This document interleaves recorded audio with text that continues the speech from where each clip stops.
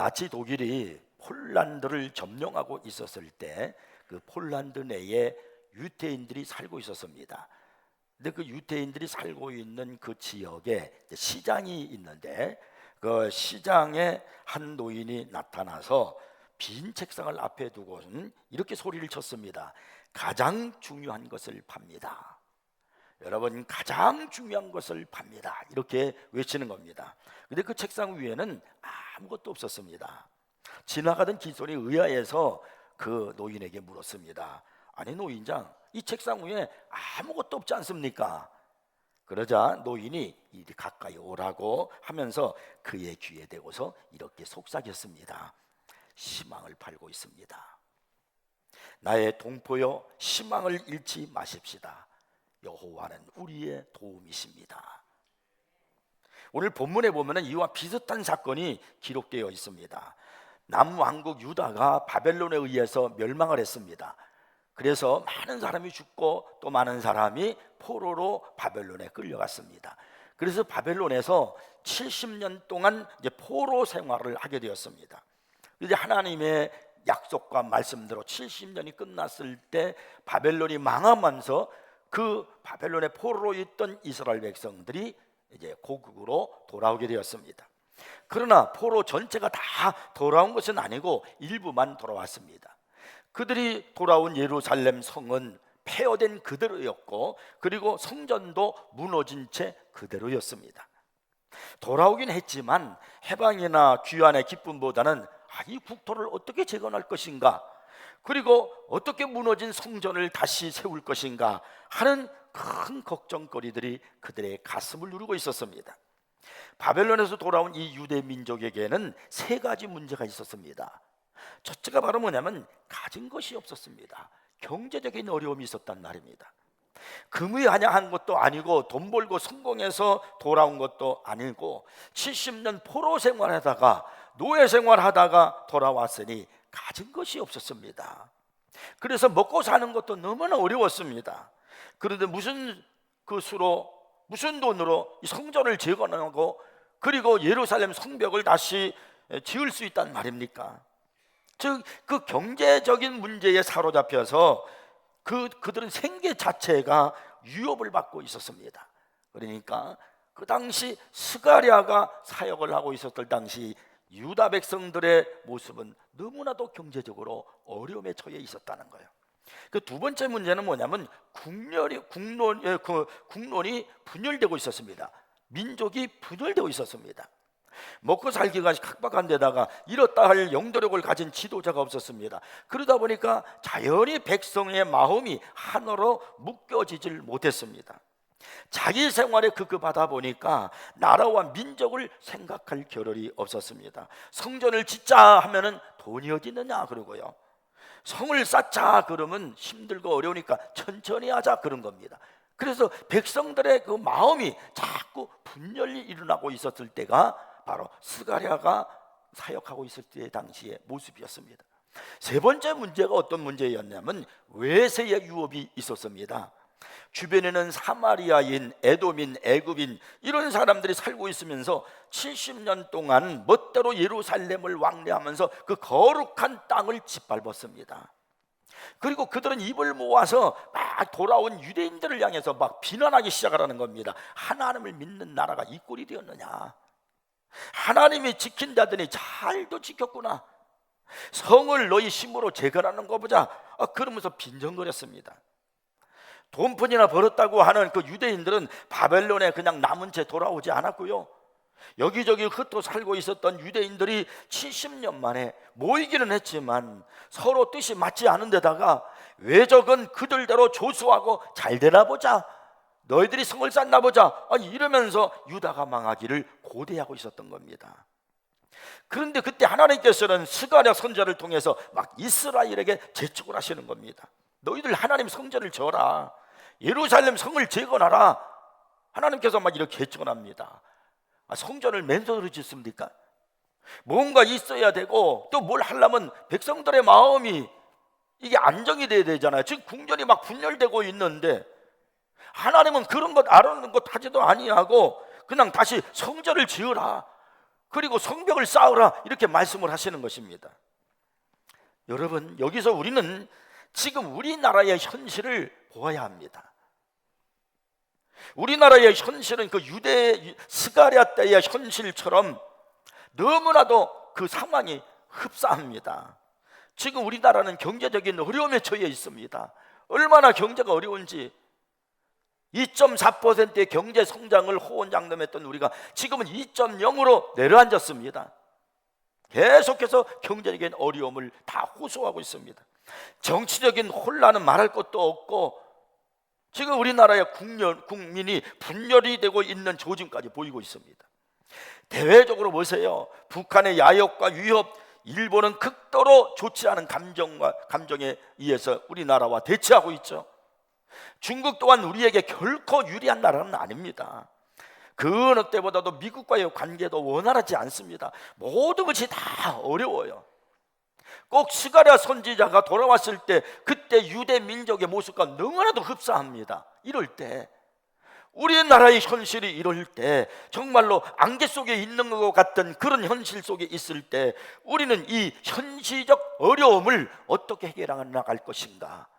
하나님을 믿는 우리 그리스도인들은 이 현실 속에서 이 문제를 어떻게 해결해 나갈 것인가? 오늘 성경은 그 해답을 우리에게 말씀해 주고 있습니다. 그럼 어떻게 우리가 그 문제를 해결해 나갈 수 있을 것인가? 첫째가 바로 뭐냐면 이렇게 말씀해요. 오직 나의 영으로 되느니라. 자, 6절을 보니까 그렇게 말씀하죠. 힘으로 되지 아니하며 능력으로 되지 아니하고 오직 나의 영으로 되느니라. 여기서 말씀하는 나의 영이 뭡니까? 하나님의 영, 곧 성령을 말하는 것입니다. 그러니까 오직 성령으로만 된다, 그런 말씀입니다. 여기 심이라는 말씀이 나오잖아요. 심으로 되지 아니하며. 그런데 그 심이라는 말이 히브리어로 하일이라고 하는 말인데, 이것은 군사력, 집단력 이런 걸 말하는 거예요. 그리고 능력이라는 말은 코아그라는 그런 말인데요, 이것은 육체의 심, 삼손 같은 심을 의미합니다. 그러나 그런 것으로는 불가능하다는, 안 된다는 겁니다. 아무리 인간적인 심이 있고 집단력이 있고 육체적인 심이 있고 삼손 같은 심이 있어도 안 된다는 겁니다. 여러분, 인간의 심, 인간의 능력으로 안 되는 일이 얼마나 많습니까? 예수님께서 마태복음 6장 27절에서 이런 말씀을 하셨어요. 너희 중에 누가 염려함으로 그 키를 한 자라도 더할 수 있겠느냐? 근데 여기 키라고 하는 이 말은 언어상으로 보면 무슨 말이냐면 생명이라는 그런 뜻도 지니고 있습니다. 그래서 NIV 성경을 보면요, 라이프라고 되어 있어요. 그러니까 여러분, 내 힘으로도 안 되고 내 능력으로도 안 된다. 내 힘으로 내 목숨을 단 몇 시간이라도 연장할 수 없다. 그러나 성령의 능력으로, 하나님의 영의 능력으로는 된다. 지금 이렇게 말씀하고 있는 겁니다. 예수님께서 가장 사랑하시던 수제자가 누구입니까? 베드로잖아요. 그는 어부 출신으로서 주님의 부름을 받고 주님을 3년간 따라다니면서 주님께서 전하는 천국의 복음을 듣고요, 그리고 훈련을 받고 수많은 기적을 눈으로 보며 목격을 했습니다. 그러나 이 베드로는 연약하기 이를 데가 없었습니다. 십자가를 앞에 둔 주님께서 겟세마네 동산에서 땀방울이 핏방울 되기까지 기도하면서 베드로에게 찾아오시면서 나와 함께 깨어 기도하라 그렇게 말씀하셨는데도 불구하고 그는 잠만 잤습니다. 그리고 그가 다 줄을 버릴지라도 나는 결코 줄을 버리지 않겠다고 장담을 해놓고서는요, 정작 주님께서 잡혀가실 때는 그는요, 예수를 모른다고 3번씩이나 부인했습니다. 얼마나 비겁하고 나약한 존재입니까? 그뿐만이 아닙니다. 부활하신 주님을 눈으로 분명히 목격을 했거든요.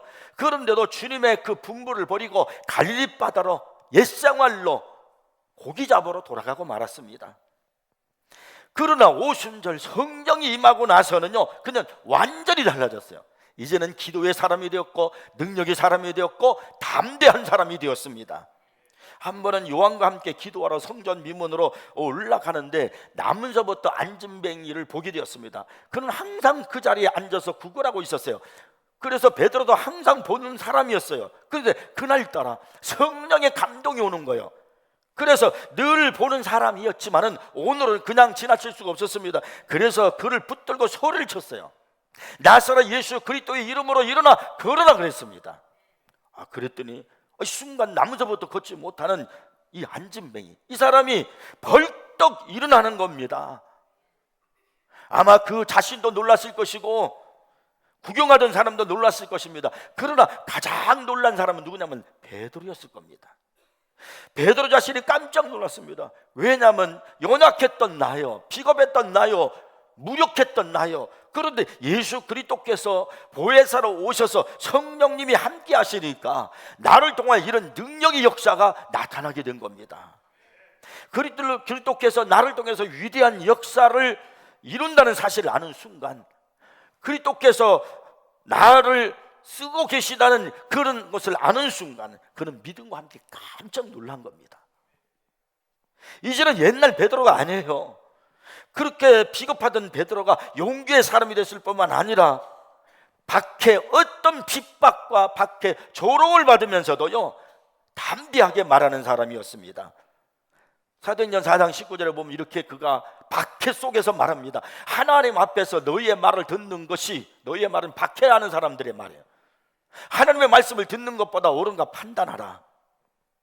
얼마나 담대해졌는지 몰라요. 또 사도행전 5장 29절에 31절에는 또 이렇게 말씀합니다. 이르되 사람보다 하나님께 순종하는 것이 마땅하니라.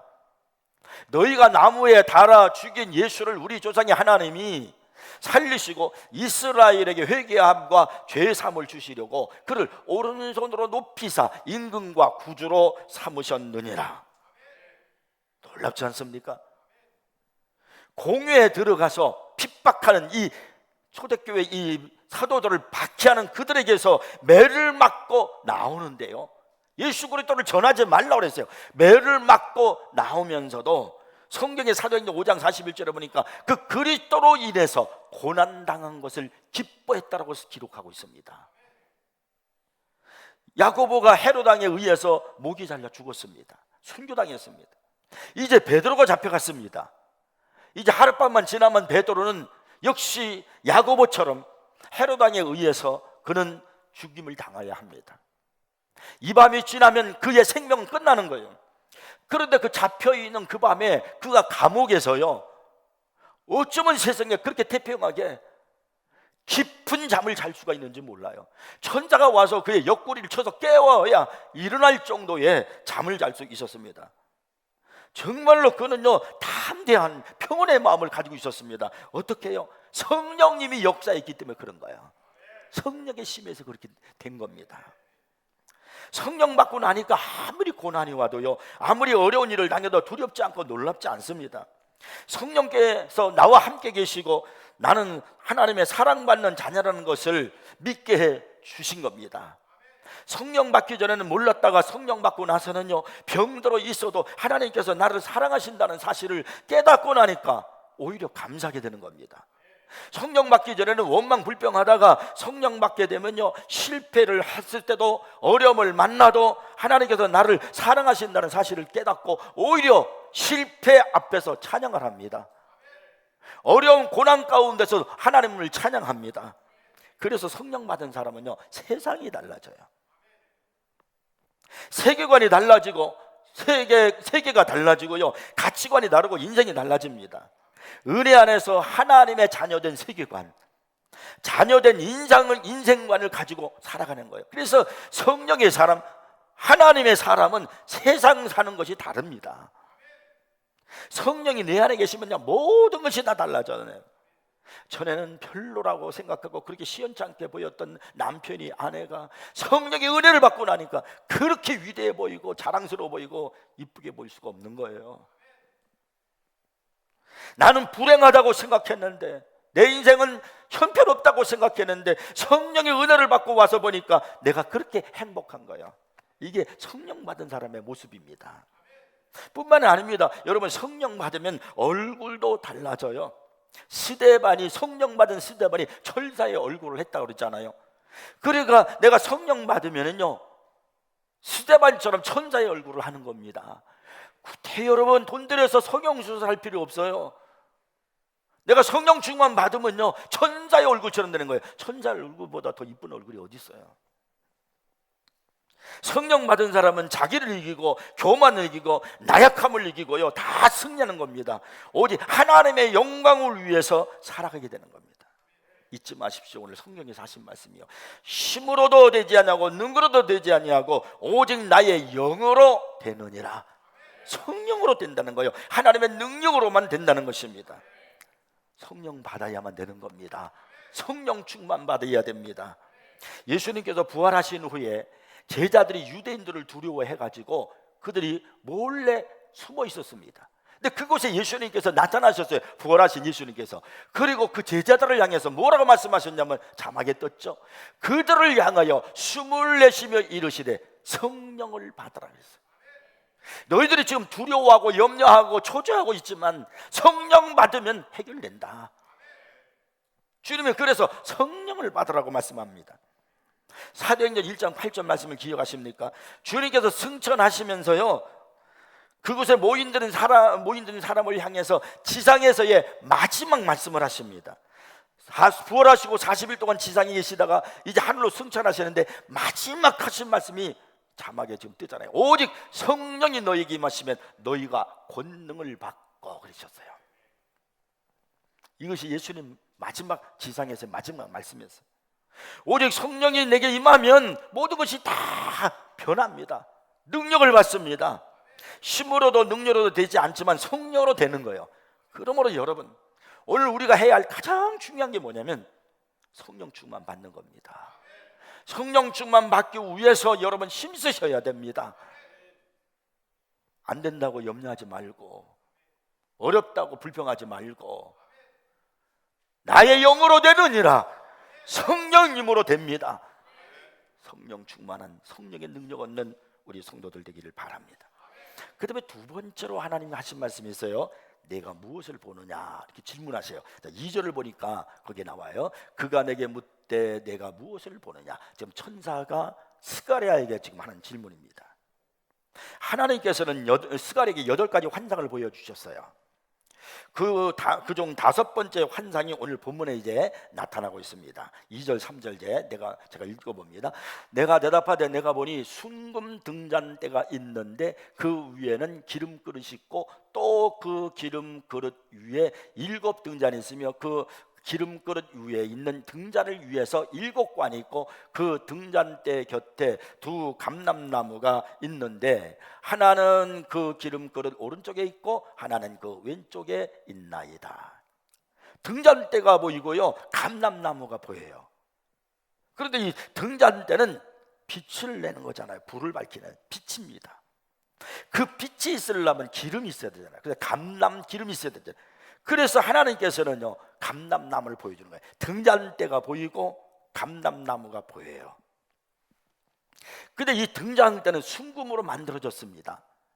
순금이라는 예나 지금이나 가장 중요하게 여기는 보석 중에 하나입니다.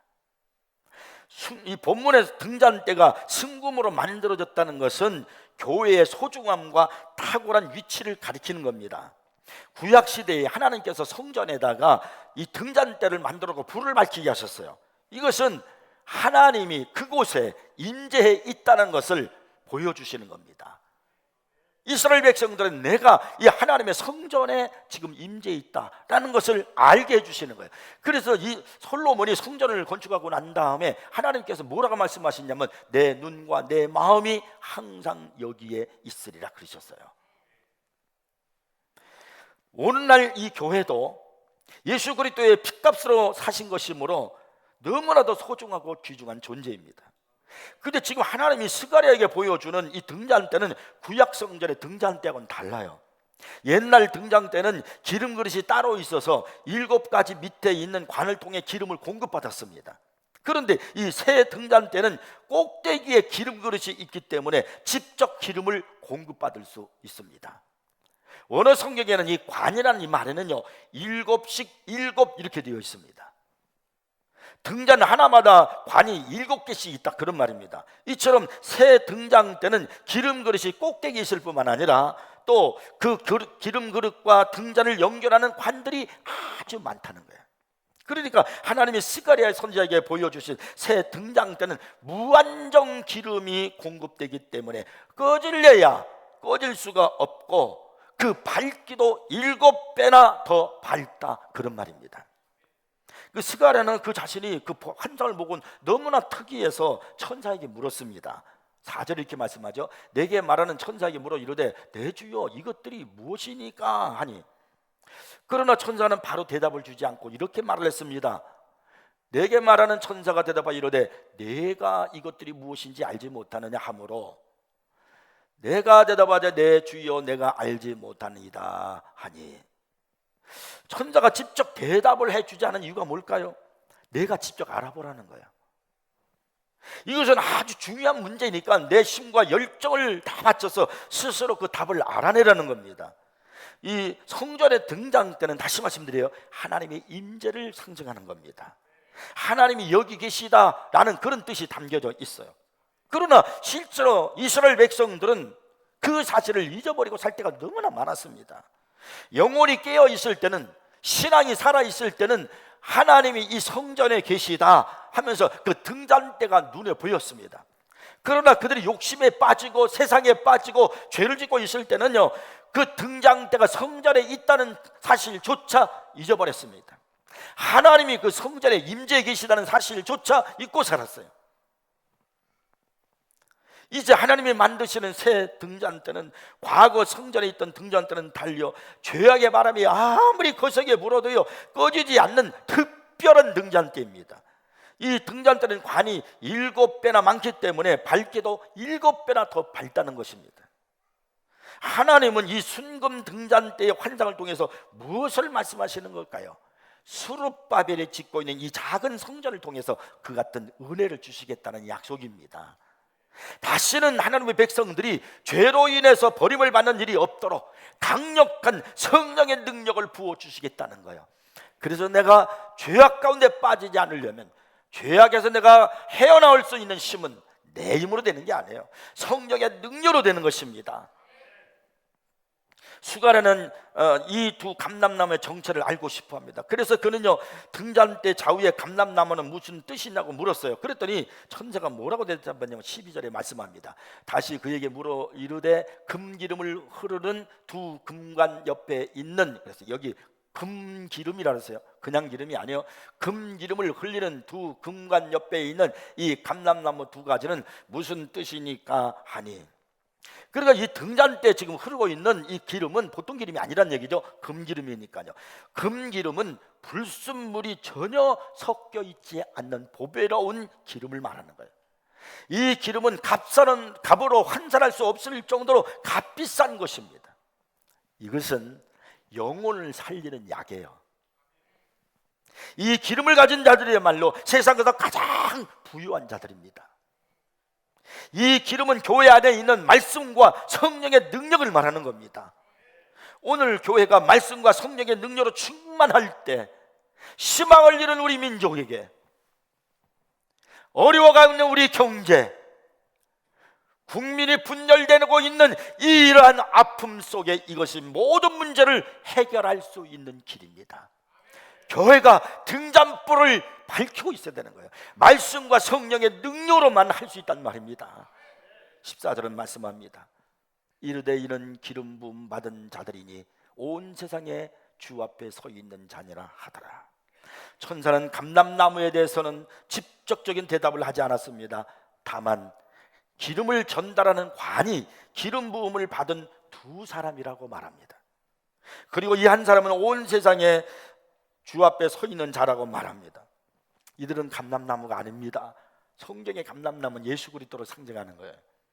감람나무에 붙어서 금기름을 전달하는 역할을 감당하는 통로일 뿐입니다.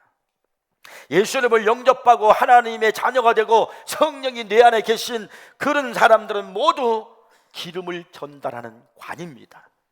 여러분은 등에 불을 밝히는 기름을 전달하는 관입니다.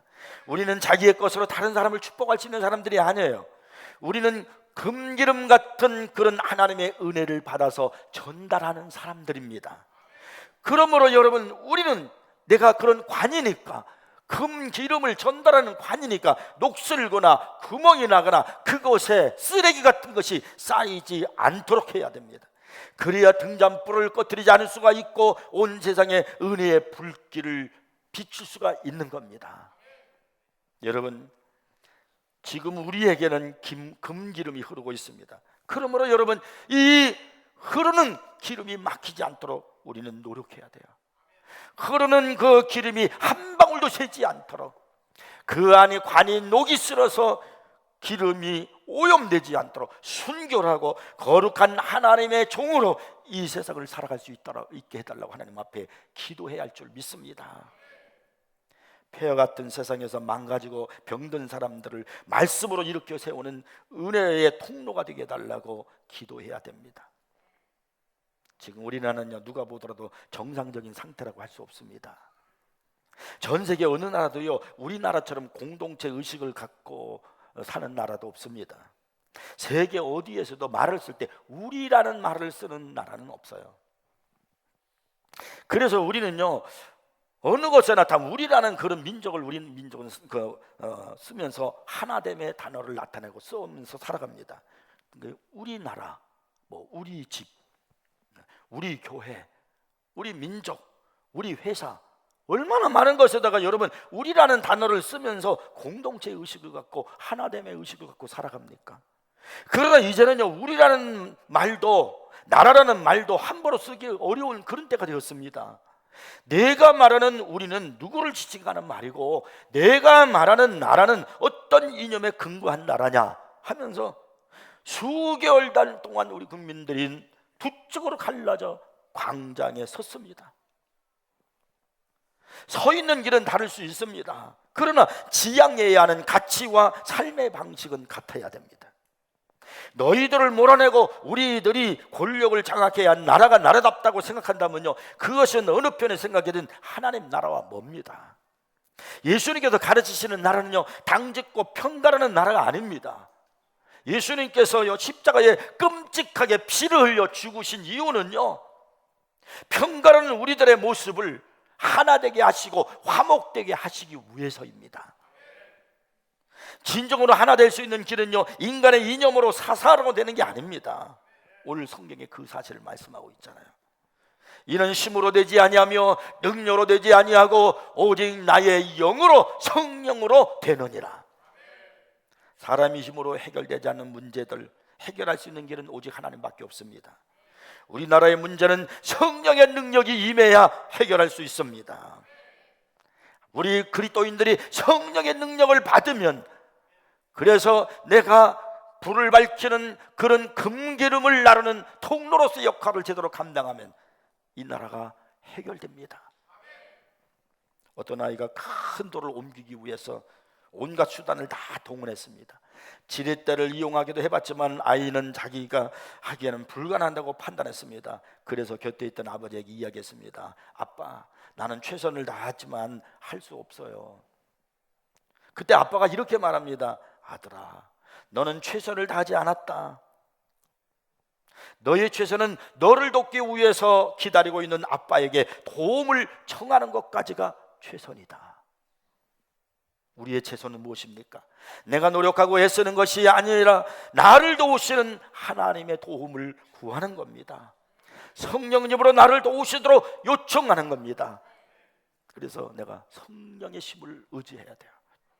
그 방법은 두 가지가 있어요. 첫째가 기도입니다.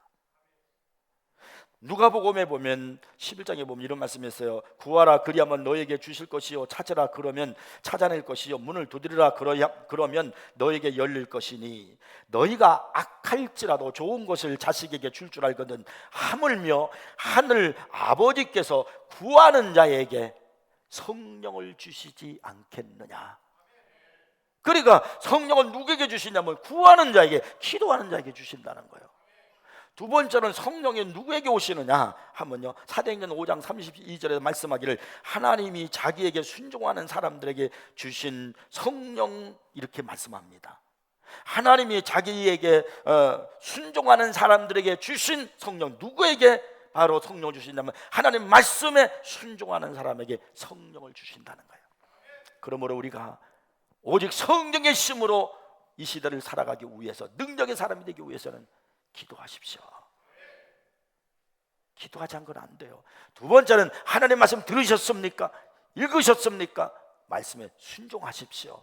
순종할 때 성령이 내게 임합니다. 우리 모두가 이 시대에 성령을 모두 받아서요, 성령의 능력을 받아서 감람나무의 사명을 감당해서 시대를 바뀌고 시대를 살리고 이민족을 살리는 우리 모두가 되기를 바랍니다. 오늘 주님께서 하신 이 말씀을 잊지 마십시오. 다시 한번 여러분에게 들려드립니다. 이는 힘으로 되지 아니하며 능력으로 되지 아니하고 오직 나의 영으로 되느니라. 오직 성령으로 되느니라. 기도하겠습니다.